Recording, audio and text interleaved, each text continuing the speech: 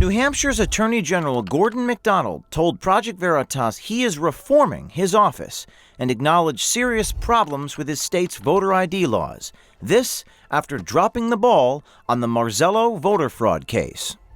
So I guess my question is, who dropped the ball here? Why was no action taken? Why was James O'Keefe the catalyst and not the person that you said does such a good job, Nicholas Chong-Yang? Why was he not the catalyst? Why was I the catalyst if he had the same case file? So James, we need to do better. We do. And when something like this happens, it's really important to assess how we can do better. So the way I'm answering your question, James, is we need to do better, and we got a plan in place to do better. Last week was amazing. We brought evidence and serious questions to the New Hampshire Attorney General's office about double voter Vincent Marzello. But I got in trouble because I voted twice, and the cops found out because I went to get the voter ID, right? He said it's not a big priority, but, or it could be freaking shoved under a bunch of papers and forgot about. The case was hand-delivered in December of 2019. To the Attorney General's office 1 year ago. Is that inaccurate? The file, I think that we would probably say it might have been at the beginning of the year, but yes, the file is here. The file has been under review. Attorney Chung has worked on the file. After meeting with us, we think Chung-Yen must have worked a little harder. A little more than 24 hours after our questions, Marzello was arrested. But that event raised more questions than it answered. Questions about a possible cover-up or, best, incompetence at the New Hampshire Attorney General's office. We tracked down the state trooper who led the investigation into Vincent Marzello months ago. What can you tell me about the Vincent Marzello case? What happened here? Well, I can tell you that the initial call came in that there was suspected identity fraud. The Newport DMV thought that somebody was trying to fraudulently obtain a voter ID. And through my research, my investigation determined that he was in fact trying to obtain a fraudulent ID.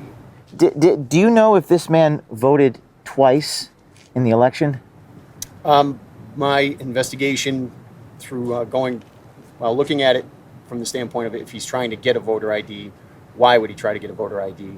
I researched his address, and he has a residence in Lebanon, and went through the voter rolls and found that he had voted in the 2016 general election, both in his own name and in the name of a fraudulent identity.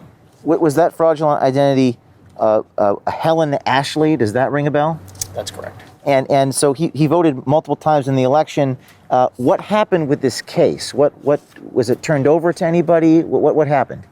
I basically closed out the case.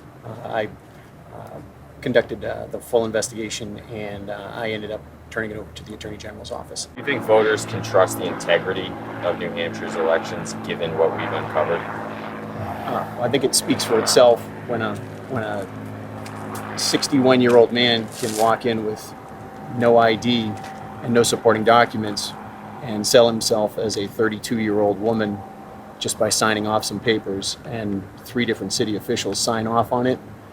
I think that speaks volumes. In this case, I was looking at felony charges for voting more than once in an election and voting using an assumed name. Did you arrest him? I did not. Why not? I was ordered to turn my investigation over to the Attorney General's office. In our meeting last week with Jane Young and Nicholas Chong-Yen from the New Hampshire Attorney General's office, we were perplexed by something that Assistant Attorney Chong-Yen told us, especially considering the fact Mr. Chong-Yen is the head of their election law unit. Are you aware of any fake voter ID cards that this man may have created? Did he create a fake voter ID card that you're aware of? A fake? Through the Secretary of State's office? Did he create anything like that? I'm not sure if you have more information on that. I'm asking you, did he attempt to create a fake voter ID card in the state of New Hampshire? For himself or for someone else? for this Helen Ashley individual. Are you aware of that? I'm not certain. That very well could be. If you have the information, we would love to see it. Does that show vulnerabilities in the system if he in fact did that? Obtained a fake voter ID card. Yes. Well, after City Clerk Keniston told us to speak with Trooper Decker, Trooper Decker told us that when he went to go get this fake ID card, that's what set off the DMV's bells. That's when they contacted the state police. And so he told us that in his case file, which was delivered in December 2019, you were aware of this. Oh, so you mean a driver's license, not a voter ID? No, it would not be a driver's license. It would be a voter card. I'm not aware of there being a voter card in the state of New Hampshire. I'm aware that there is a driver's license. We spoke with the Attorney General's office yesterday, Deputy Jane Young. They told us that they had this file, or they had this case since the beginning of the year.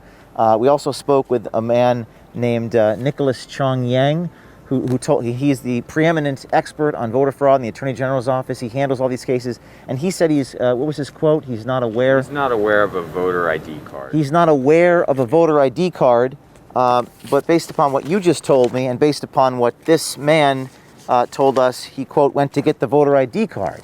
So Nicholas Chong Yang says he's not aware of a New Hampshire voter ID card. What is your reaction to that? New Hampshire does in fact issue a voter ID card. We issue 3 types of IDs. You can get a driver's license to operate a vehicle. You can get a non-driver ID, which is also issued by the DMV, or you can get a voter ID. And the difference between a non-driver ID and the voter ID is the non-driver ID requires supporting documents.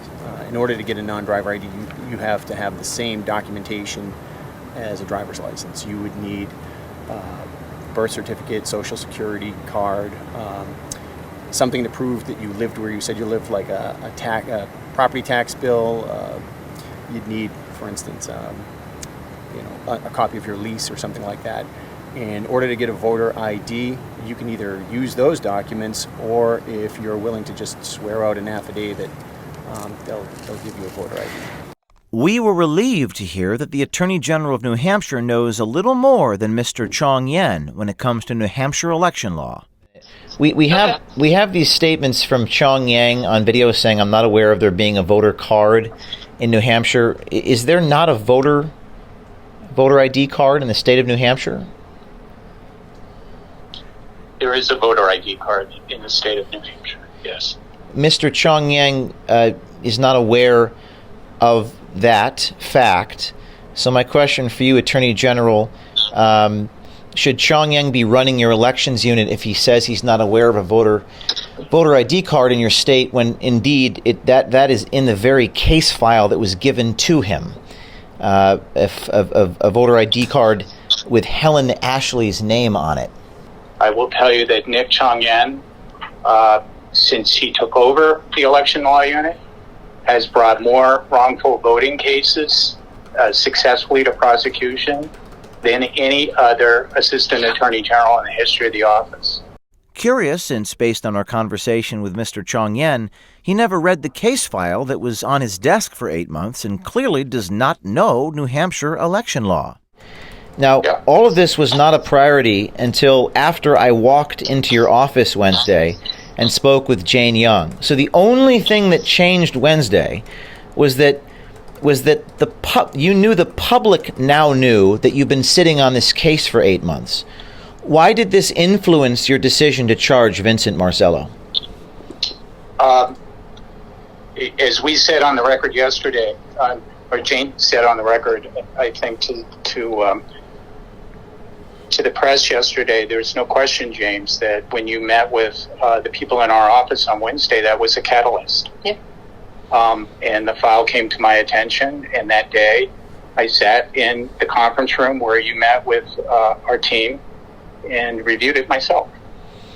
And working with the team members, we determined that we had a sufficient basis to move forward with the arrest. There it is, the Attorney General of New Hampshire saying basically our bringing the dusty felony voter fraud case to their attention forced their hand to make an arrest. The Attorney General also admitted the flaws with New Hampshire voter ID laws and their enforcement. Do you think that if someone can obtain a voter ID card for a fake person shows gaps or vulnerabilities in your state election laws? Someone who obtains a voter identification card who is not the person they claim to be is an issue. Yes, it is a problem. And in what? This, in this case, it was detected. But there's no question about that, James. It's a problem. When the Attorney General of New Hampshire unequivocally states there are problems with the state's voter ID laws literally days before an election, the people of New Hampshire should be deeply concerned. Elections are the backbone of a free democracy. Their integrity must be sacrosanct. We are just getting started this election season. Stay tuned. Be brave. Do something. Send us a tip at veritastips@protonmail.com.